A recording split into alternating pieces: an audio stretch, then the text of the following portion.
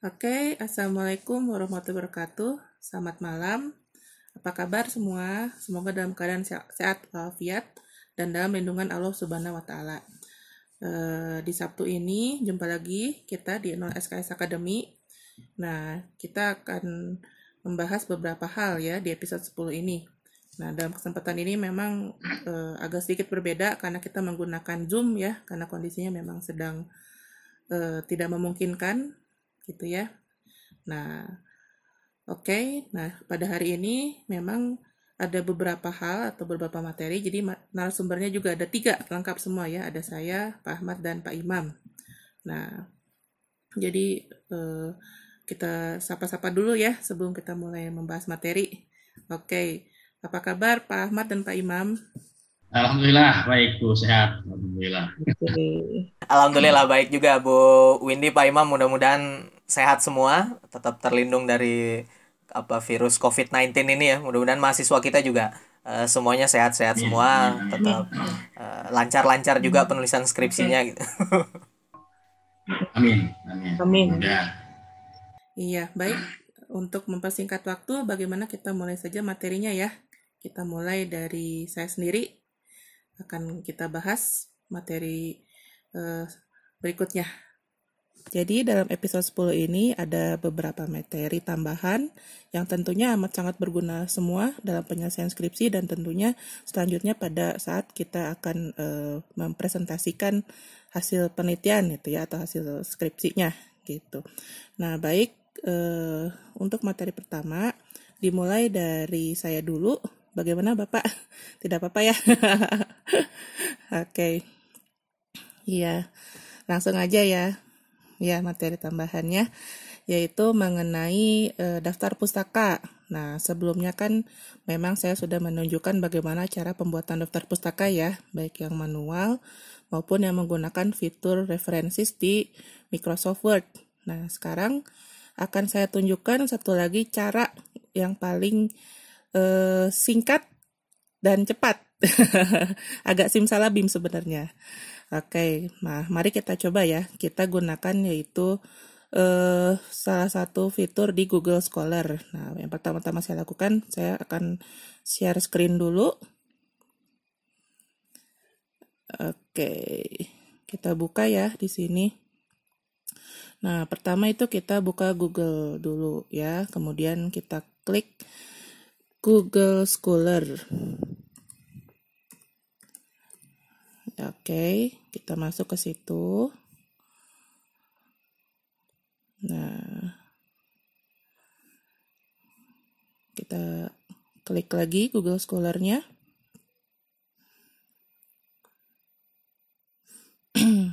Nah, di kolom pencarian seperti biasa misalnya kita cari kata kuncinya ya. Misalnya ada sini ada effective commitment. Nah, kita masukkan, kita search lagi. Ini sebagai contoh aja ya. Jadi nanti sesuaikan saja dengan kata kunci masing-masing. Nah, ini perhatikan nanti begitu muncul deretan jurnal, di bawahnya ada kayak tanda petik raksasa. Nah, kelihatan ya? Nah, ini kita klik. Nah, akan muncul deretan daftar pustaka dengan berbagai pakem atau style ya. Ada MLA style, ada APA style, ada Chicago, Harvard, Vancouver, dan sebagainya. Nah, ini kita tinggal copy saja gitu ya. Copy, kemudian kita kembali ke Word. Nah,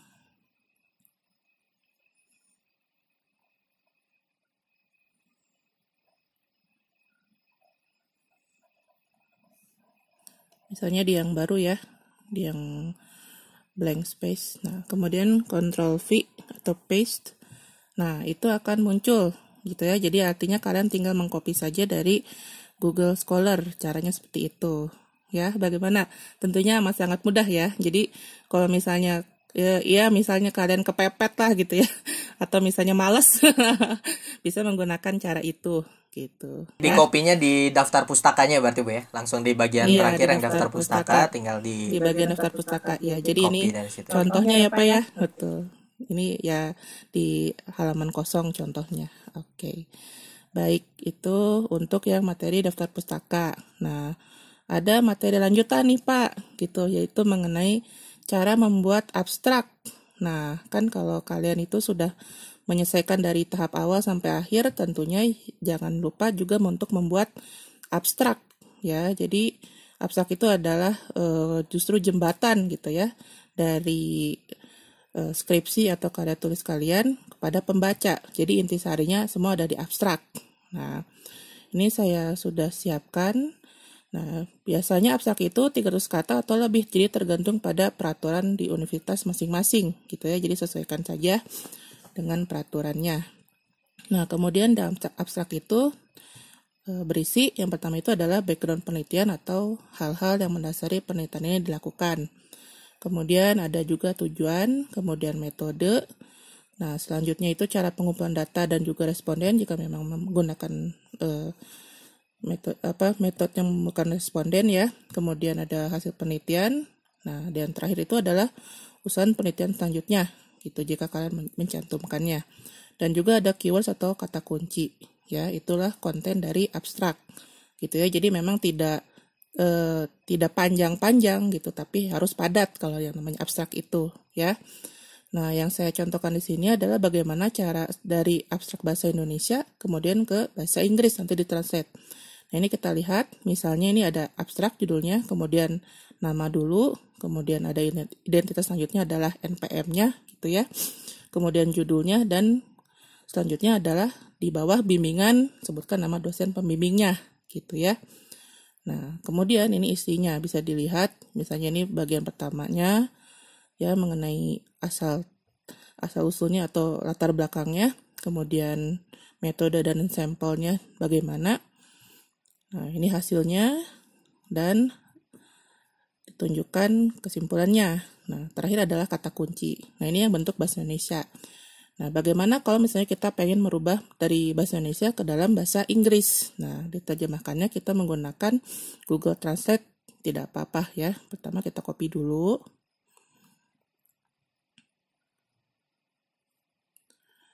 Kemudian ini kita tutup dulu ya. Kita buka halaman baru. Kita cari Google Translate.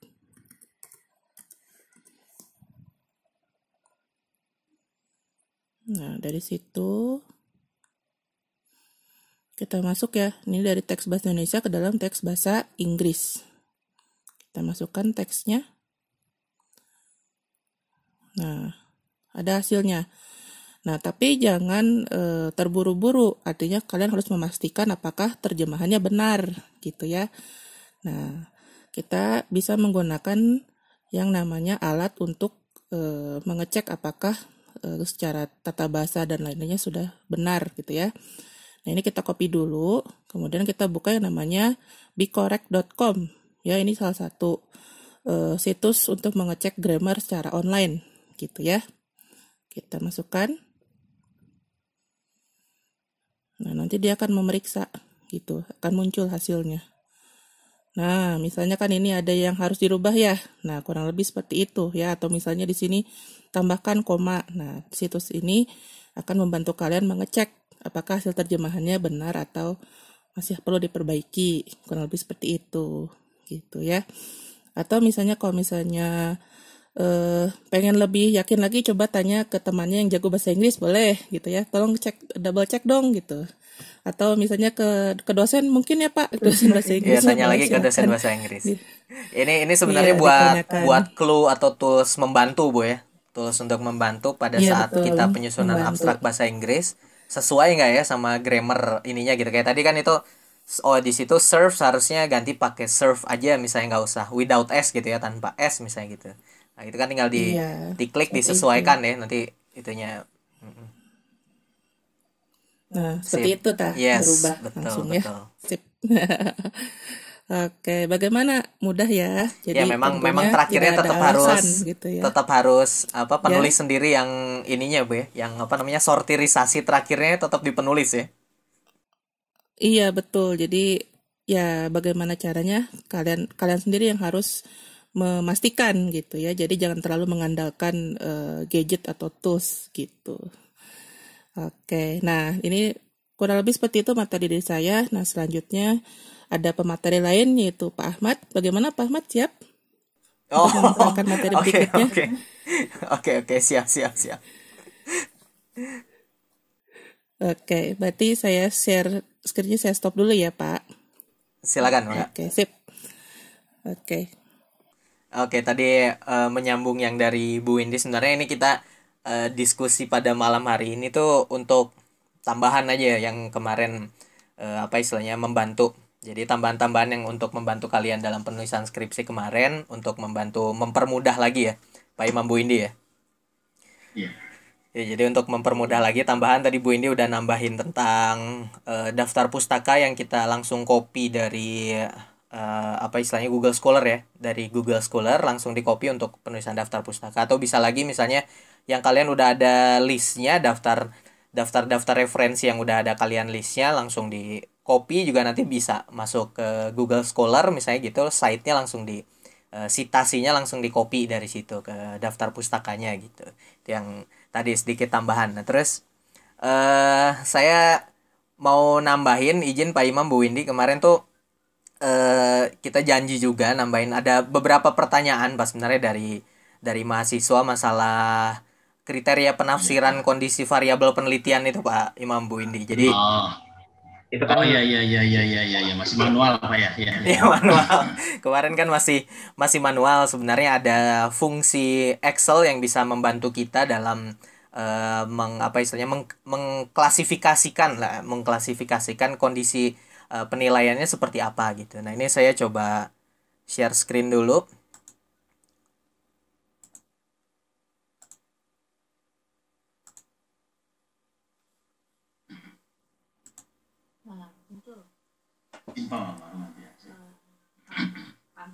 Udah muncul ya. Ini nih masalah kemarin yang penafsiran kondisi variabel penelitian ini, Pak. Sebentar, saya zoomnya saya pasin dulu biar enak dilihat. Oke, gini. Nah, ini misalnya untuk kriteria X1.1 atau apa variabel X1, di sini kita pakai contohnya X1-nya produk instrumen ke-1.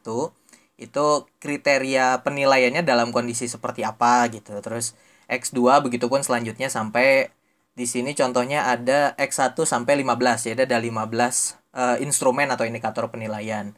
Itu untuk penilaian instrumen, begitupun juga untuk penilaian variabel penelitiannya. Itu tinggal di rata-ratakan aja nanti gitu. Nah, ini kita pakai bantuan rumus Excel yang namanya if conditional. Jadi kalian tinggal tulis di sini di kriterianya itu. Kriterianya kita mengacu dari buku PET Analysis yang ditulis sama Pak Imam. Itu kalian bisa lihat di halaman 83. Di halaman 83 sama halaman 83 dan 84, di situ kriterianya udah tertulis di situ untuk kriteria penilaian. Jadi dalam kondisi seperti apa kondisi penilaiannya gitu. Nah, ini tinggal kita sesuaikan dengan klasifikasinya. Misalnya di sini kita tulis langsung sama dengan if, kita pakai function if. Nah, terus diminta di sini logical test. Atau logical testnya misalnya C53 itu yang pertama lebih kecil dari 1,81. Nah, kalau C53 lebih kecil dari 1,81, maka kriteria penilaiannya kita isi dengan kondisi tidak baik, misalnya gitu. Nah, lalu selanjutnya kita masukin lagi fungsi if-nya. Apabila C53 lebih kecil dari 2,61 selanjutnya, 2,61, maka dia kondisinya kita kasih kurang baik. Nah, lalu selanjutnya if lagi, kalau C53 lebih kecil dari 3,41, dia kita kasih logical test cukup baik. Oke, lalu selanjutnya if lagi, C53 lebih kecil dari 3,41, udah berarti 4,21 4 titik, sorry. jangan sampai ketukar nulis titik sama komanya. 4,21 kita kasih dia penilaian baik.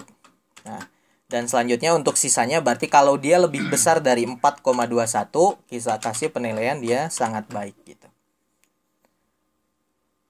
Oke, kalau sudah tinggal ditutup kurungnya, menyesuaikan. Tadi ada 4, berarti ada 4. Lalu tinggal kalian enter aja. Nah, 3,67 ini artinya dia dalam kondisi baik gitu. Nah, untuk ke sisanya tinggal kalian tarik aja. Tinggal tarik ke kanan, menyesuaikan. Nah, kita langsung dapat nilainya.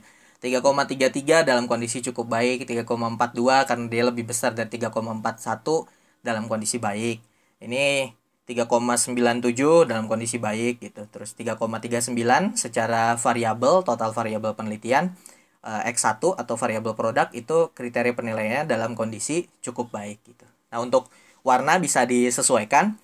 Di sini biar gampang ngelihatnya, yang paling tinggi dua penilaian tertinggi biasanya kita kasih warna biru, sedangkan dua penilaian terendah kita kasih warna merah. Nah, yang sisanya bisa kalian hitamin lagi gitu.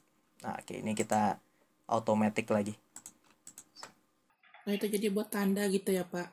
Yes, biar gampang nanti waktu analisis kan langsung kelihatan, Bu ya.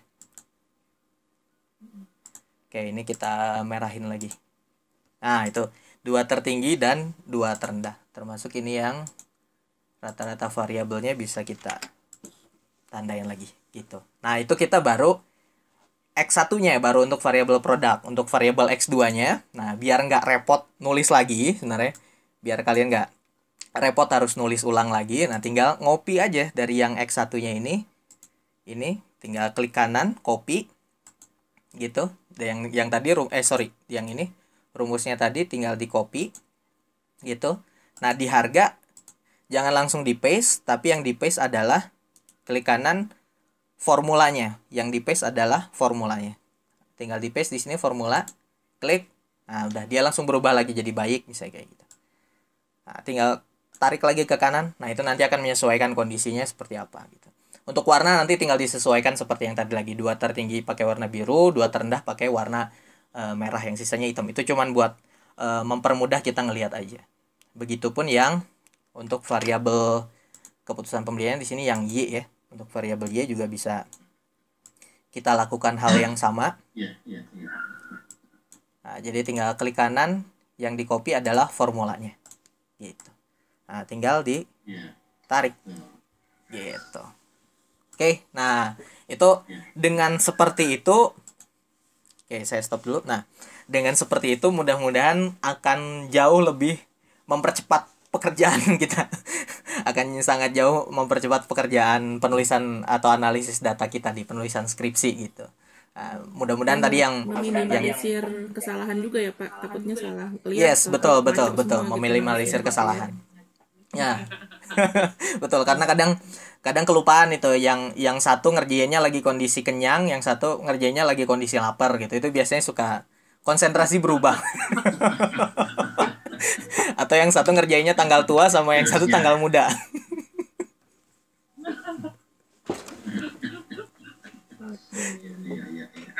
Oke, terus yang materi selanjutnya ada beberapa saya temui juga kemarin tuh di beberapa mahasiswa yang nanya gitu. Terus ada beberapa yang udah ngirim tugas juga ke kita Pak Imam ya, ngirim tugas di lab dan lain-lain gitu. Ada banyak penulisan rumus matematika terutama Pak. Setelah kita cek ada beberapa penulisan rumus matematikanya yang masih belum bagus gitu. Jadi masih berantakan gitu kelihatannya gitu. Nah, untuk nulis rumusnya itu sebenarnya di Word ada toolsnya sendiri buat menulis rumus matematika atau persamaan matematika misalnya kayak gitu-gitu. Itu ada rumusnya, ada caranya tersendiri gitu. Nah, itu materi keduanya saya mau coba share yang itu. Oke, nah ini ada Oke, nah ini dari Word kosong ya. Terus misalnya kita mau nulis misalnya persamaan, let's say misalnya buat contoh ada persamaan Slovin gitu. Oke, jadi di sini misalnya kita mau menulis persamaan atau rumus dari pencarian jumlah sampel gitu, penarikan jumlah sampel. Nah, biasanya paling banyak itu pakai rumus Lovin gitu. Nah, ini di sini saya mau mencontohkan untuk nulis rumus Lovin yang lebih bagus seperti apa gitu. Misalnya jumlah sampel atau n kecil gitu. Itu sama dengan, nah kalian langsung masukin di sini ada insert, lalu equation. Nah, kalian tinggal pilih equation. Nah, di sini ada fraction. Kita tinggal sesuaikan aja yang mana. Kita misalnya mau pakai yang bentuk ini, misalnya pembilang bagi penyebut gitu, tinggal klik. Nah, lalu baru dimasukin di sini misalnya n kecil atau jumlah sampel sama dengan populasi n besar dibagi 1 plus n besar lagi dikali error kuadrat. Nah, kuadratnya juga biasanya ada yang salah. Kuadratnya pakai script juga. Scriptnya kuadrat yang di sini. Nah, gitu. Dimasukin di sininya error, di sininya kuadratnya. Dari kuadrat ya, betul. Oke, nah jadi bentuk yang rapihnya seperti ini kurang lebih gitu. Mudah-mudahan nanti bisa diimplementasikan buat apa istilahnya persamaan rumus-rumus yang lain gitu kan, ada rumus validitas, rumus reliabilitas dan penghitungan-penghitungan lain yang pakai bentuk equation. Kalian nulisnya juga pakai equation biar kelihatannya rapih dan gak berantakan gitu. Nah, mudah-mudahan itu bisa membantu memperbaiki tata cara penulisan yang beberapa masih kurang tepat gitu. Iya. Jadi nggak akan miring kanan miring kiri. Sering sekali. Betul banget, sering terjadi kesalahan di situ. Jadi pabalatak lah ya, orang sih kalau nggak pakai rumus itu ya. Sip, Pak Ahmad, mantap. Ini kan bisa rumus yang lain ya, kayak korelasi Pak ya. Iya, korelasi Pearson itu kan lumayan kan gitu. Ya. Betul. Mudah-mudahan itu. Yes. Mangga materi dari saya kayaknya 2 itu aja Pak buat tambahan, karena kemarin saya jumpai banyak beberapa yang kurang tepat, makanya kita coba sharing lagi gitu. Mangga silahkan untuk selanjutnya ke Pak Imam ya, yang mau nambahin mungkin Pak. Bagian saya, makasih Bu Indi, Pak Ahmad. Bagian saya bagian terakhir, ya ini bagian terakhir itu kan pas sudah selesai mengerjakan skripsi kan harus sidang Pak ya. Ya jadi konsentrasi pas sidang lah. Ya pas sidang bawa apa, yang bawa presentasi di situ. Kayak gimana sih persiapan atau apa saja yang perlu dituliskan di dalam presentasi dan cara mempresentasikannya, kira-kira seperti itu ya. Di sini tentunya nggak akan lengkap sekali secara teknis, tapi ada clue-cluenya lah ya. Jadi clue yang perlu disiapkan. Oke, yang pertama adalah PowerPoint itu sendiri. Nah, apa sih syarat-syarat yang diperlukan di PowerPoint, apa aja? Jadi jangan terlalu detail, jangan terlalu banyak slide-nya juga, ya.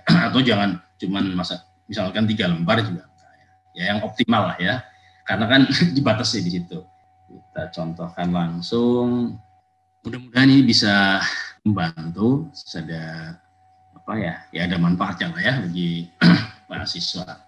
Jadi pertama tentunya sebelum kita ke materi, halaman pertama di sini ya. Halaman pertama Anda tunjukkan dulu di sini adalah covernya. Jadi langsung teknis saja ini Pak Ahmad, Bu Indi, biar lebih jelas ya. Jadi sebelum Anda penguji masuk atau pembimbing masuk, Anda sudah siap di situ, siap dengan presentasi. Nah, siap dengan presentasi, lembar pertama atau sheet pertama adalah di sini, slide pertama adalah cover. Nah, cover di sini ini hanya contoh, silahkan cari template presentasi yang kira-kira representatif untuk akademis. Ya, kita contohkan seperti ini. Nah, clue yang perlu disiapkan, Anda perlu siapkan adalah pertama mengucapkan salam ya. Yang kedua, kita ucapan syukur. kepada Tuhan. Yang ketiga, ucapan terima kasih. Jangan lupa ya, karena Anda lulus juga Anda dibimbing. Jadi jangan lupa ucapan terima kasih kepada pembimbing. Yang selanjutnya kita ucapan terima kasih kepada penguji. Jadi introduction-nya seperti itu sebelum masuk ke materi. Nah, selanjutnya masuk ke materi. Sebelum masuk ke materi ada langsung. Jadi skripsi saya adalah nggak ada kalimat penghubung lah gitu ya Pak Ahmad ya. Jadi jangan terlalu kaku, tapi juga jangan terlalu bertele-tele. Jadi bahasanya ingat di sini bahasa tetap bahasa akademis, bahasa formal di sini. Misalkan kalimat pembuka untuk ke materi, izinkan saya untuk mempresentasikan hasil penelitian skripsi saya ini yang berjudul bla bla bla bla bla bla. Nah, ucapan di sini masuk ke judul. Nah, saya mengambil topik ini dengan judul penelitian ini dilandasi oleh latar belakang. Di sini latar belakang. Nah, kesalahan yang umum terjadi latar belakang ini biasanya kita sering lihat kan bentuknya tulisan panjang ya Pak Ahmad ya. Ya, ada yang paragrafnya di copy di sini, Pak. Iya, paragrafnya di copy paste itu Bu Windy, terus dibaca. Nah, kita sebagai pembimbing atau penguji juga, aduh ini gimana ya? Namanya juga PowerPoint gitu ya. Jadi ya poin-poin yang punya power, inti-intinya aja poin-poin yang inti. Nah, di situ tolong latar belakangnya dikuasai. Untuk membuat PowerPoint yang baik, berarti harus menguasai di situ ya. Latar belakangnya seperti yang sudah kita bahas adalah piramid terbalik ya. Dari yang general misalkan di sini revolusi industri general. Terus ke bawah lagi efisiensi produksi, dibacakan aja. Yang ketiga kebutuhan tenaga kerja. Nah, lebih menyempit lagi ke kompetensi. Nah, dari situ nanti ke guru. Tuh. Semakin menyempit dan seterusnya sampai akhirnya ke variabel yang akan kita teliti. Dan tolong juga di sini agak nyeni lah ya. Jadi ada unsur artnya ya Pak Bu ini ya Pak Ahmad ya.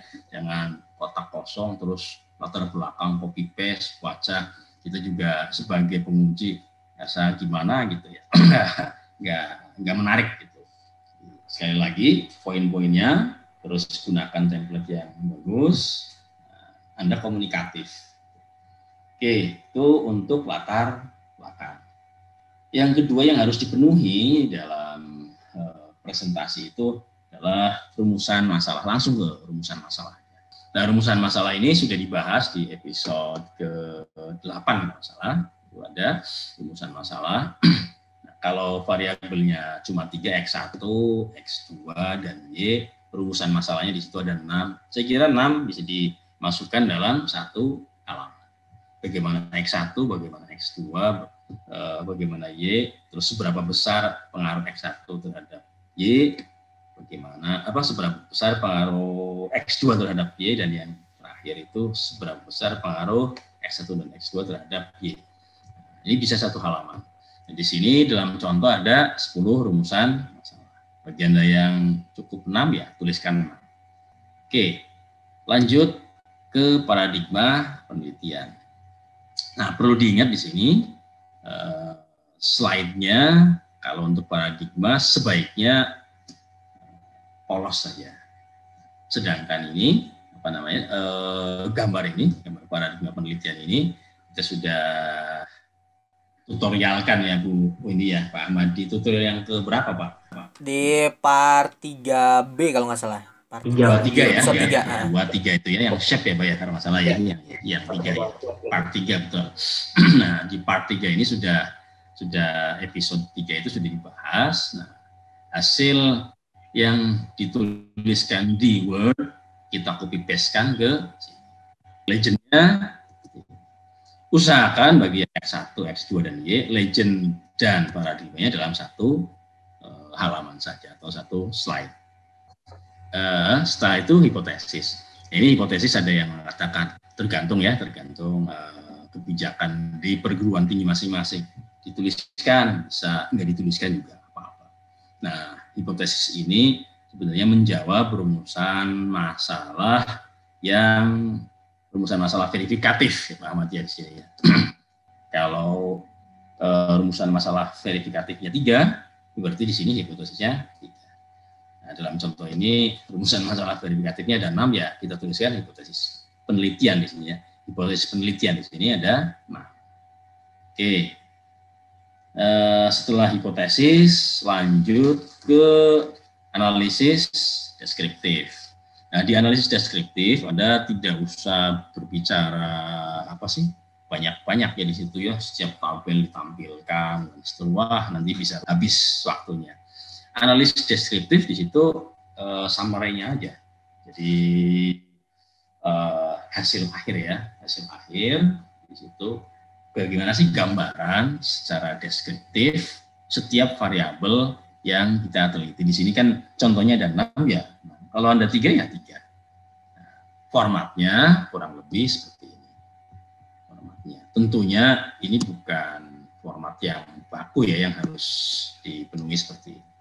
Iya, dan biasanya kalau yang S1 nggak usah pakai standar deviasi, weh. Iya, betul. Nah, ini misalkan untuk S2 atau S3 biasanya ada memasukkan unsur standar deviasi di sini.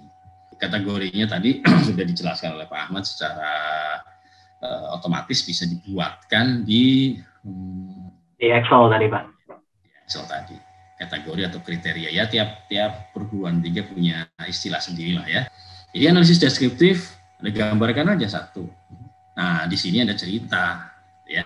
Ada cerita tentang misalkan variabel X, misalkan X1 atau variabel X2 ini motivasi intrinsik misalnya. Ada cerita, jadi motivasi intrinsik. Nah, cara membacanya ini juga pakai seni ya. Jangan dari rata-ratanya sekian, standar divisinya sekian, tentang nilainya sekian ya.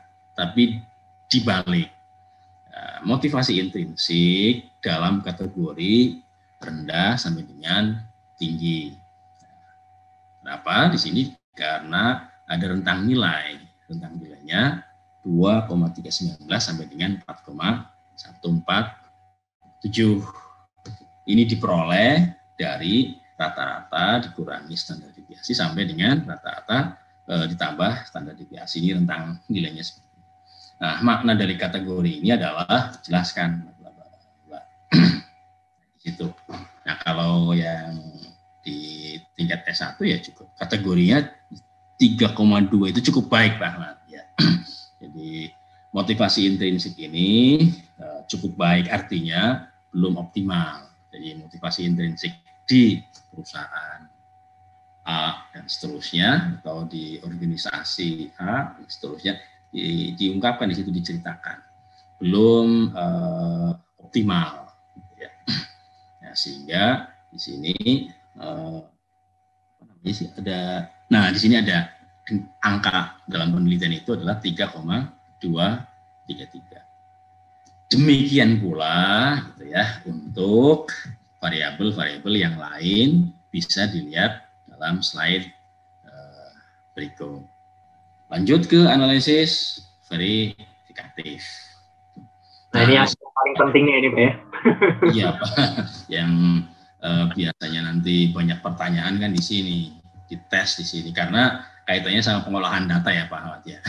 Di sini. Nah, ini banyak dites, jadi Anda siap-siap. Harus hati-hati ya Pak ya. Iya, Anda siap. Gitu ya.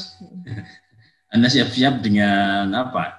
Dengan jawaban yang sudah Anda siapkan. Untuk menjawab itu ya Anda harus tahu konsepnya. Walaupun dalam praktek misalkan Anda bekerja sama dengan teman-teman, nggak sendirian untuk mengolah data, it's okay lah ya, no problem. Syukur-syukur bisa mengolah data sendiri. Kalaupun itu bareng dengan teman, Anda harus tahu makna dari data tersebut. Nah, karena ini nanti akan berpengaruh di sini. Kalau Anda nggak menguasai, Anda nggak tahu cara membacanya, misalkan R square itu apa, gitu ya, epsilon itu apa, nggak tahu ya Di sini siap-siap ini di apa di pantai lah gitu ya. Nah, ini karena justru ruhnya penelitian ada di sini dalam satu lembar ini sebenarnya di analisis verifikatif ya, analisis verifikatif. Oke, nah di analisis verifikatif juga Anda baca, yang diagram ini contoh diagramnya ada, dan ini chart ya dalam bentuk ini ya, dalam bentuk diagram dengan tabel. Nah, ini Anda baca. Nah, cara membacanya sudah diterangkan di episode 8 ya. Nah, silahkan dipelajari lagi di episode 8 bagaimana sih cara membaca analisis verifikatif ini. Jadi di sini tidak akan diterangkan cara membacanya. Nah, ini kenapa ada sub-struktur 1? Ya karena ini ada lumayan, ini ada 6 variabel. Jadi untuk tesis biasanya bisa sub-struktur 1, substruktur 2 gitu ya. Nah, untuk ya S3 bisa substruktur 1, substruktur 2, substruktur 3. Nah, ini disesuaikan dengan tema itu ya. Oke. Nah, selanjutnya setelah analisis verifikatif lanjut ke kesimpulan. Nah, trik di kesimpulan juga caranya kesimpulan bisa dilihat dalam skripsi yang ada, bisa dibaca dalam draft skripsi yang ada. Itu aja langsung kesimpulan dan saran gitu. Mohon izin, apakah dibaca? Perlu dibaca? Oh, enggak. Nah, itu sebagai etika lah untuk efisiensi waktu, efisiensi dan efektivitas dalam presentasi ya cukup seperti itu. Mungkin yang perlu digarisbawahi di sini ini Pak, biasanya jumlah kesimpulan itu kan harus sama dengan, jadi kan benang merahnya dengan rumusan masalah itu Pak. Betul, lupa. Di sini Anda harus benar. Terima kasih Pak. Jadi ada yang kurang pas juga di sini. Rumusan masalah dan ya di situ nanti analisis pembahasannya juga ada 6 gitu ya. Kesimpulannya juga ada 6. Jadi jangan lupa itu ya. Sudah dibahas di template ini, itu kesimpulan ya. Nah, kalau rumusan masalahnya 10, di sini contohnya 10. Kesimpulannya juga di sini ada 10 harus. Kalau lebih dari 10 atau kurang salah berarti Pak. Nah, ini untung bener 10 Pak. Sarannya juga 10 nanti. Sudah selesai, baru demikian presentasi skripsi atau tesis dari saya. Selanjutnya waktu saya kembalikan ke moderatornya siapa di situ, pembimbing atau siapa gitu. Itu masing-masing punya kebijakan sendiri. Kita kembalikan ke pimpinan sidang ya. Nah, baru pertanyaan. Terus jawaban pertanyaan. Nah, sebaiknya Anda kembali lagi ke awal.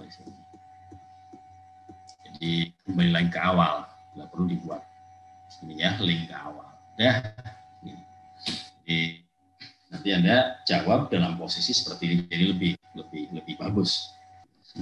Stop share, oke. Ya. Nah, selanjutnya, ini kan ceritanya udah selesai nih. Ya, supaya lebih cepat ya ini ya Pak ya. Ya, clue-nya seperti itu.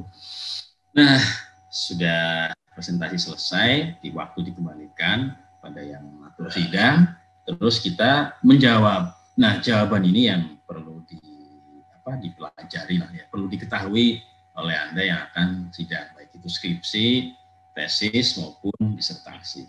Saya sendiri sering mengikuti baik S1, S2 maupun S3 saya sering mengikuti, dan ternyata banyak yang kurang tepat lah ya. Nah, kurang tepatnya di mana? Pertama, kita over confidence. Tolong dari awal presentasi hindari pertama over confidence. Artinya terlalu percaya diri gitu ya. Itu juga kurang bagus. Biasanya malah Jadi penguji agak nanti saya kerjain atau nanti saya tanya. Jangan terlalu meninggi. Kita kalau presentasi itu dengan bahasa ya menengah ke bawah, jangan ke atas. Itu dari sisi ini ya, dari sisi performance itu ya, bahasa gitu, tampilan bahasa. Kemudian tolong hindari atribut. Atribut itu di sini Anda misalkan manajer gitu ya, Anda pejabat dan seterusnya. Ketika presentasi Anda harus bisa menempatkan diri bahwa Anda mahasiswa apapun gitu. Tapi bukan berarti juga harus sangat rendah, maaf Pak, saya tidak bisa apa-apa gitu. Nah, itu juga nggak etis, masa sidang nggak bisa apa-apa.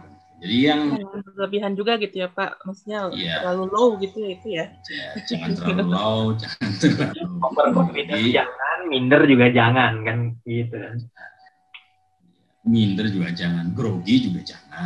Nah, untuk mengatasi grogi ya atur pernapasan, terus di awal memang agak berat, biasanya 5 menit pertama itu, terutama 2-3 menit pertama itu agak guber gitu ya. Ya, di situ berlatih.